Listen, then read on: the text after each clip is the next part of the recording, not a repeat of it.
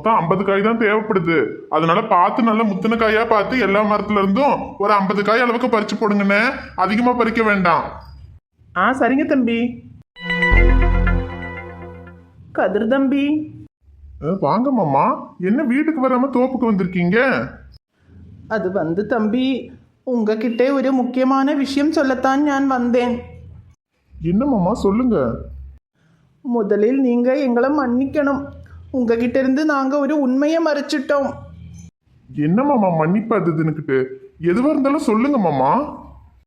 கதிர் தம்பி, நீங்க நினைக்கிற மாதிரி அமுதா பட்டுவோட தங்கை கிடையாது. என்ன மாமா சொல்றீங்க? ஆமாம் தம்பி, எங்க சொந்த ஊர் கேரளா. கேரளத்திலே கொல்லங்கோடு என்ற கிராமத்தில் தான் நாங்கள் இருந்தோம். அங்கே அமுதாவோட குடும்பம் ரொம்ப பெரிய குடும்பம். அவளோட வீட்டில் வேலை செஞ்சுக்கிட்டு இருந்தவங்க தான் ஞானும் பட்டும். அமுதவள்ளிக்கு 4 வயசு இருக்கும்போ அவளோட சித்தப்பன் அவங்க சொத்துக்கு ஆசைப்பட்டு அவளோட தாத்தா கிட்ட போய் ரொம்ப பெரிய பிரச்சனை பண்ணான். அப்போ அவளோட தாத்தா அவளோட சித்தப்பனுக்கு சொத்தை எல்லாம் எழுதி வைக்க முடியாதுன்னு சொல்லி எல்லா சொத்தையும் அவளோட பேத்தி அமுதவள்ளி பேர்ல எழுதி வச்சுட்டாரு. அந்த கோவத்தில் அவ சித்தப்பன் அமுதவள்ளியை கொன்னாவது அந்த சொத்தை எல்லாம் அடையணும்னு அவ அம்மா அப்பா கிட்ட போய் பிரச்சனை பண்ணான். அப்போ குழந்தையோட உசிரை காப்பாற்றணுங்கிறதுக்காக அவங்க வீட்டில் வேலை செஞ்சுக்கிட்டு இருந்த என்கிட்டையும் பட்டுக்கிட்டையும் அமுதவள்ளியை கொடுத்து அவளை எங்கேயாவது கண்காணாத இடத்துல கொண்டு போய் வளர்த்துக்கங்கன்னு சொல்லி எங்க கிட்ட கொடுத்து அனுப்பி, எங்களுக்கும் வேற வழி தெரியல.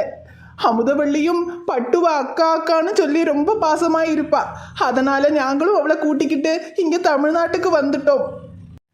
இங்கே வந்த அப்புறம் அமுதவள்ளி அப்பா அம்மா எங்கேன்னு கேட்டு ரொம்ப அழ ஆரம்பிச்சிட்டா. எங்களால் அவளை சமாளிக்கவே முடியலை.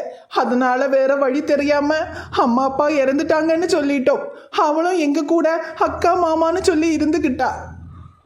அமுதவள்ளிக்கு நாங்கள் கேரளத்தில் இருந்தது திரும்ப இங்கே தமிழ்நாட்டுக்கு வந்தது எல்லாம் அவளுக்கு தெரியும். ஆனால் அம்மா அப்பா இன்னும் உயிரோடு தான் இருக்காங்கன்ற விஷயம் மாத்திரம் அவளுக்கு தெரியாது. இதை கல்யாணம் பண்ணும்போதே உங்ககிட்ட சொல்லணும்னு நான் நினச்சேன். ஆனால் பட்டு இப்போ அவங்கெல்லாம் எங்கே இருக்காங்க என்ன ஏதோ ஒரு விவரமும் நமக்கு தெரியாது. இப்போ நாம் இங்கே வந்ததாகவே இருக்கட்டும். அமுதவள்ளி நம்மளோட தங்கச்சிங்கிறது அப்படியே இருக்கட்டும். இனி யாருக்கும் இந்த விஷயம் தெரிய போகிறதில்லைன்னு சொன்னான். அதனால தான் இதை உங்ககிட்ட இருந்து மறைச்சிட்டோம். எங்களை மன்னிச்சிருங்க தம்பி. என்னமாம்மா சொல்றீங்க? அப்படின்னா அமுதவள்ளியோட அம்மா அப்பா இன்னும் உயிரோட தான் இருக்காங்களா? அது சரி, இத்தனை காலம் இந்த விஷயத்த நீங்க எங்ககிட்ட சொல்லல. இப்போ இதை சொல்ல வேண்டிய அவசியம் என்ன வந்துச்சு மாமா? அது வந்து தம்பி, அமுதவள்ளியை ஞானும் பட்டுவும் தான் கொண்டு போயிட்டோங்கிற விஷயம் அவன் சித்தப்பனுக்கு நல்லா தெரியும். நேற்று நம்ம டீ கடைக்கு எங்கள் ஊர்லேருந்து ஒருத்தன் வந்திருந்தான். அவன் ஞான் தான் கிட்டோன்னு அடையாளம் கண்டுபிடிச்சிட்டான். நிச்சயம் அவன் ஊருக்கு போய் அமுதவள்ளியோட சித்தப்பன்கிட்ட நாங்கள் இங்கே தான் இருக்கோங்கிற விஷயத்த சொல்லிடுவான். அவ சித்தப்பனுக்கு விஷயம் தெரிஞ்சா நிச்சயம் அமுதவள்ளியை தேடி இந்த ஊருக்கு வருவான். அவனால் அமுதவள்ளிக்கு ஏதாவது பிரச்சனை வந்துடுமோன்னு ரொம்ப பயமாக இருக்கு. இதை பட்டுக்கிட்ட சொன்னால் அவ ரொம்ப பயந்துடுவா. அதனால தான் முதல்ல இந்த விஷயத்த உங்ககிட்ட சொல்லலாம்னு வந்தேன் தம்பி. சரி மாமா, நீங்க எதுவும் கவலைப்படாதீங்க. என்ன மீறி அமுதவள்ளியை யாராலையும் எதுவும் செய்ய முடியாது. அந்த விசுவாசம் எனக்கு இருக்கு தம்பி. அதனால தான் இந்த விஷயத்தை உங்ககிட்ட வந்து சொன்னேன். ஆனால் எப்படி இருந்தாலும் இந்த விஷயம் அமுதவள்ளிக்கு தெரியதான் போகுது. அவள் சித்தப்பன் வந்து பிரச்சனை பண்ணி அப்படி அவளுக்கு அந்த விஷயம் தெரிய வந்தா அந்த அதிர்ச்சியை அவளால் தாங்கிக்க முடியாது. அதுக்கு முன்னால அவகிட்ட நீங்கள் தான் இந்த விஷயத்த பக்குவமாக எடுத்து சொல்லி புரிய வைக்கணும். சரி மாமா, இந்த விஷயத்த நான் பார்த்துக்கிறேன். நீங்க எதுக்கும் கவலைப்படாதீங்க. நீங்க பட்டுவக்கா கிட்டேயும் சொல்லுங்க எதுக்கும் பயப்பட வேண்டான்னு. நான் அமுதவள்ளிக்கிட்ட பக்குவமாக சொல்லி புரிய வச்சுக்கிறேன். சரி தம்பி, அப்போ நான் வரேன்.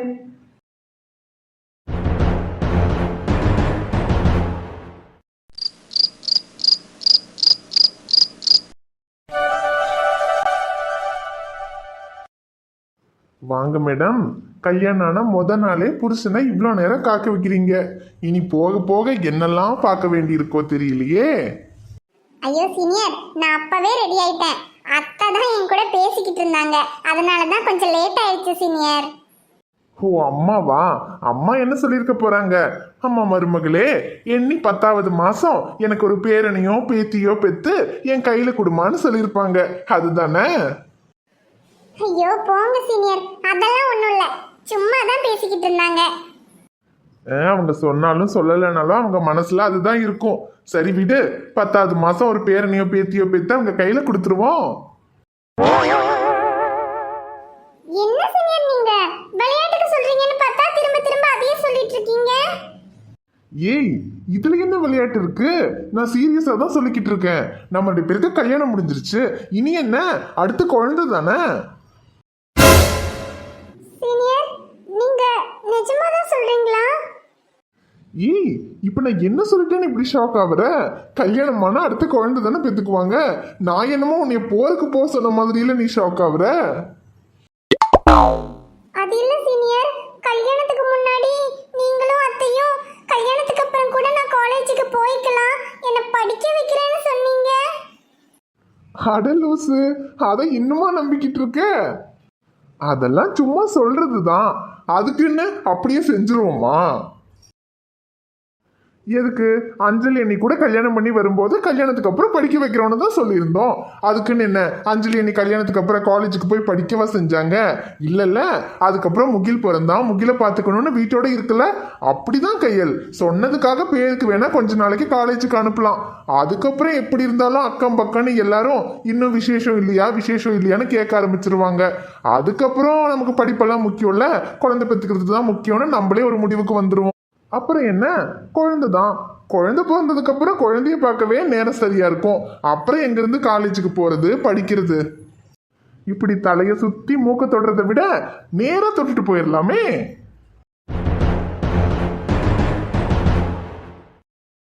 இங்க பாரு கையல், கல்யாணத்துக்கு அப்புறம் படிக்கிறதுங்கிறதெல்லாம் சும்மா பேச்சுக்கு வேணா ஒத்து வரும். ஆனா அதெல்லாம் யாராலையும் ஃபாலோ பண்ண முடியாது. நீயே யோசிச்சு பாரு, கல்யாணத்துக்கு அப்புறம் படிக்கிறேன்னு சொன்ன யாராவது முழுசா படிப்பை முடிச்சிருக்காங்களா? இல்ல, கொஞ்ச நாளைக்கு படிக்கிறேன்னு சொல்லிட்டு வருவாங்க. அதுக்கப்புறமா ஏதாவது விசேஷம் ஆயிடுச்சுன்னா அதோட படிப்பு அவ்வளவுதான். எதுக்கு, உனக்கு கூட தெரியுமே, செகண்ட் இயர் ஷாலினி, அவ காலேஜ் படிக்கும் போதே கல்யாணம் பண்ணிட்டா. கல்யாணத்துக்கு அப்புறம் அவங்க வீட்டில் படிக்க வைக்கிறேன்னு சொல்லி தான் கல்யாணமும் பண்ணிக்கிட்டாங்க. அதுக்கப்புறம் கல்யாணத்துக்கு அப்புறம் கொஞ்ச நாளைக்கு பேருக்கு காலேஜ் வந்துட்டு இருந்தா. அப்புறமா அவ கன்சீவ் ஆயிட்டான்றதுனால அவங்க வீட்டில் படிப்பை நிறுத்தி வீட்டிலேயே இருக்க வச்சுட்டாங்க. இப்படிதான் எல்லாரோட வாழ்க்கையும். யாராலையும் கடைசி வரைக்கும் படிச்சுட்டு அதுக்கப்புறமா குழந்தை பெற்றுக்கலாம் அப்படின்னு ரொம்ப வருஷம்லாம் யாராலையும் இருக்க முடியாது கையல். எதுக்கு, நம்மளே இப்படி இருக்கணும்னு நினைச்சாலும் நம்மளை சுத்தி இருக்கவங்க நம்மளை இருக்க விட மாட்டாங்க கையல். அடுத்து என்ன, குழந்தை பிறக்கலையா, என்னாச்சு ஏதாச்சுன்னு கேட்டு கேட்டு நம்மளை டார்ச்சர் பண்ணி நமக்கே தோணிரும் படிப்பை விட முக்கியம் அடுத்து குழந்தை பெற்றுக்கிறது தான்னு.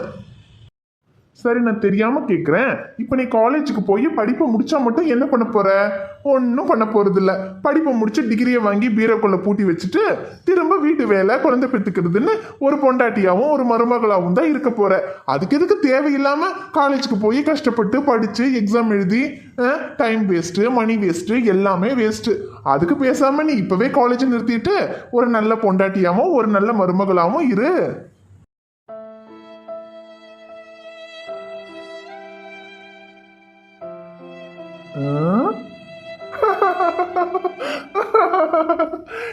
கயல், அழுதுறாதடி, சும்மா விளையாட்டுக்கு சொன்னேன். என்னடி பேய் எறிஞ்ச மாதிரி பாக்குற? சும்மா லொல்லா கட்டி உன்னை காலேஜுக்கு அனுப்ப மாட்டேன்னு சொன்னா உன் ரியாக்ஷன் என்னவா இருக்கும்னு பார்க்கலான்னு நினைச்சேன்.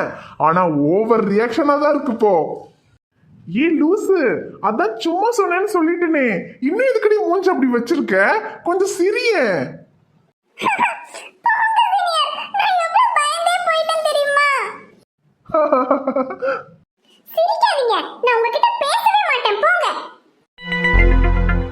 ஏன் நில்லு கையல். என்னாச்சு மாமா, திடீர்னு வெளியே வந்து உட்கார்ந்து பேசலான்னு கூட்டிட்டு வந்தீங்க, என்ன விஷயம் மாமா? ஐயோ, இவகிட்ட எப்படி ஆரம்பிக்கிறதுன்னு தெரியலையே. மாமா, நான் பாட்டுக்கு கேட்டுக்கிட்டே இருக்கேன், எதுவும் சொல்லாம இருக்கீங்க. அது தங்கம், அது ஒன்றும் இல்லை. உன் அக்காவும் மாமாவும் தமிழும் மலையாளமும் கலந்து பேசுறாங்க. நீ மட்டும் நல்ல தமிழ் பேசுறியே, அது எப்படி? ஐயோ மாமா, கல்யாணமாகி 7 மாசம் ஆகுது. இத்தனை மாசம் வராத சந்தேகம் உங்களுக்கு இப்பதான் வருதா? அது வந்து மாமா, எங்க சொந்த ஊரு கேரளா. நாங்க எனக்கு சின்ன வயசுல இருக்கும்போதே இங்க தமிழ்நாட்டுக்கு வந்துட்டோம். அப்புறம் நான் ஸ்கூலு காலேஜ் எல்லாம் இங்க தானே படிச்சேன். அப்படியே நான் தமிழ் கத்துக்கிட்டேன். அதனாலதான் நான் தமிழ் நல்லா பேசுறேன். ஆனா அக்காவும் மாமாவும் ரொம்ப வருஷம் கேரளாவில தானே இருந்தாங்க. அதனாலதான் அவங்களுக்கு இன்னும் தமிழ் சரியா வர மாட்டேங்குது. ஓஹோ, சொந்த ஊர் கேரளான்னா அப்போ நீங்க ஏன் இங்க வந்தீங்க? இதை பத்தி உனக்கு ஏதாவது தெரியுமா? ஏன் வந்தோன்னெல்லாம் தெரியாது மாமா. ஆனா எனக்கு விவரம் தெரிய ஆரம்பிச்சதுல இருந்தே நாங்க இங்கதான் இருக்கோம். கேரளாவில இருந்து வந்தோன்னு மட்டும் தெரியும். மத்தபடி அப்ப நான் சின்ன குழந்தை தானே மாமா, எனக்கு பெருசாலாம் எதுவும் தெரியாது. ஓ சரி சரி. அப்புறம் உன்னோட அம்மா அப்பாவை நீ பார்த்துருக்கியா தங்கம்? ஓ, பாத்திருக்கேனே. என்னது, பார்த்துருக்கியா? ஆமா, இப்ப கூட பாத்துக்கிட்டே தான் இருக்கேன். ஏய், என்னடி சொல்ற? ஆமா மாமா, என்னோட அம்மா அப்பா எல்லாம் நீங்க தானே. உங்களை பாத்துக்கிட்டே தானே இருக்கேன். ஏய் லூசு, நான் சீரியஸா கேட்டுக்கிட்டு இருக்கேன். சரி சரி. அம்மா அப்பாவை பார்த்த ஞாபகம்லாம் இல்ல மாமா. எனக்கு சின்ன வயசா இருக்கும்போதே அவங்க இறந்துட்டாங்க. போட்டோல தான் பார்த்திருக்கேன். ஏன் மாமா, எதுக்கு இப்ப அதெல்லாம் கேட்டுக்கிட்டு இருக்கீங்க? ஒன்றும் இல்லை தங்கம், சும்மா தான். ஆனா மாமா, அம்மா அப்பா இல்லாம நான் ரொம்ப கஷ்டப்பட்டிருக்கேன். ஸ்கூல் படிக்கும்போது காலேஜ் படிக்கும் போதெல்லாம் எல்லாரும் அவங்க அம்மா அப்பாவை பத்தி, அவங்க கூட எவ்வளோ அன்பா இருப்பாங்க எல்லாத்தையும் வந்து சொல்லும்போது எனக்கு ரொம்ப கஷ்டமா இருக்கும். எனக்கும் அம்மா அப்பா இருந்திருந்தா என்னை எவ்வளோ நல்லா பார்த்துட்டு இருந்திருப்பாங்கன்னு தோணும். ஆனா நான் பட்ட கஷ்டம் எதுவுமே நம்ம குழந்தைக்கு வந்துடக்கூடாது. அம்மா அப்பா ரெண்டு பேருடைய அரவணைப்போட நம்ம குழந்தை நல்லபடியா சந்தோஷமா இருக்கணும் மாமா. அம்மா அப்பாவுடைய பாசம் எதையெல்லாம் நான் எழுந்தனோ அதை எல்லாத்தையும் சேர்த்து நம்ம குழந்தைக்கு நம்ம கொடுக்கணும் மாமா. ஐயோ, இவகிட்ட உண்மையை சொல்லிடலான்னு பார்த்தா இவ வேற ரொம்ப சென்டிமெண்டா பேச ஆரம்பிச்சிட்டா. இப்ப இவகிட்ட இந்த விஷயத்த சொன்னா இன்னும் எமோஷனல் ஆயிடுவா. டாக்டர் வேற இன்னும் 2-3 மாசத்துக்கு ரொம்ப எமோஷனலாம் ஆகக்கூடாதுன்னு சொல்லியிருக்காங்க. இப்ப என்ன பண்றது? ஆனா எனக்கு நல்லா தெரியும் மாமா, நீங்க என்னையவே இவ்ளோ பாசமா பாத்துக்கிறீங்க. அப்ப நம்ம குழந்தைய எந்த அளவுக்கு பாசமா பாத்துக்குவீங்க? தங்கம், நான் தான் சொல்லியிருக்கேன்ல, நீயும் சரி நம்ம குழந்தையும் சரி, 2 பேருமே எனக்கு உசுரடி. உங்க 2 பேத்தையும் என் கண்ணுக்குள்ள வச்சு பாத்துக்குவேன். அது போதும் மாமா எனக்கு. ஏ கயல், ஏய் என்னடி கோவமா? இல்ல, ரொம்ப சந்தோஷமா இருக்கேன். என் முகத்தை பார்த்தா தெரியல? தெரியுது தெரியுது. இதோ அங்க இருக்க அந்த நிலாவை விட உன் முகம் நல்ல வெளிச்சமா இருக்கே, அதுலயே தெரியுது நீ சந்தோஷமா இருக்கேன்னு. என்னது?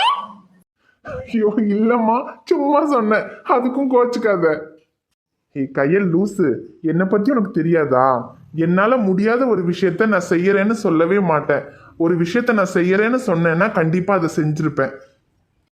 கல்யாணத்துக்கு அப்புறமும் உனக்கு எவ்வளோ படிக்கணுமோ அவ்வளோ நான் உன்னை படிக்க வைக்கிறேன்னு சொன்னேன். அதுக்கு தடையா யாரு வந்தாலும் சரி, யாரு என்ன சொன்னாலும் சரி, நான் உன்னை படிக்க வைப்பேன். என்ன மேடம், கோவம் போயிருச்சா? என்ன சீனியர் நீங்க, கொஞ்ச நேரத்துல நான் பயந்தே போயிட்டேன் தெரியுமா? தெரியுமே லூசு, நான் விளையாட்டுக்கு ஏதாவது சொன்னா கூட அது விளையாட்டுக்கு சொல்றேன்னு கூட தெரியாத ஒரு வெகுளி தானே நீ. சும்மா உனக்கு கொஞ்சம் விளையாட்டு காட்டலான்னு நினைச்சேன், அவ்வளவுதான். சீனியர், அப்ப என்ன படிக்க வைப்பீங்கல்ல? நாளையில இருந்து நான் காலேஜுக்கு போலாம்ல? ஏய் என்ன, நாளைக்கெல்லாம் காலேஜுக்கு போக முடியாது. என்ன சீனியர், இப்பதான் படிக்க வைக்கிறேன் நீங்க? ஏ லூசு கையல், நாளைக்கு நமக்கு ரிசப்ஷன். நாளைக்கு எப்படி காலேஜுக்கு போக முடியும்? ரிசப்ஷன் முடிச்சுட்டு நாளைக்கு வேணா காலேஜுக்கு போய்க்கோ. ஐயோ லூசு லூசு. மேடம், அப்புறம் என்ன, காலையில வரைக்கும் இங்கே இருந்துடலாமா? ஓ, இருந்துடலாமே, இங்க கூட நல்லா தான் இருக்கு. ஏ கையல், அப்புறம் குழந்தை தான் வேண்டான்னு சொன்னேன். கல்யாணம்லாம் ஆயிருக்கு. ஒரு ஒரு ஒரே ஒரு தடவை ஒரு ஐ லவ் யூவாவது சொல்லேன்டி. ஐயோ senior, I love you senior. Love you டி கையல். நாங்காலி நாங்காலி மொத்தமா சேர்த்து இப்ப நாங்காலி.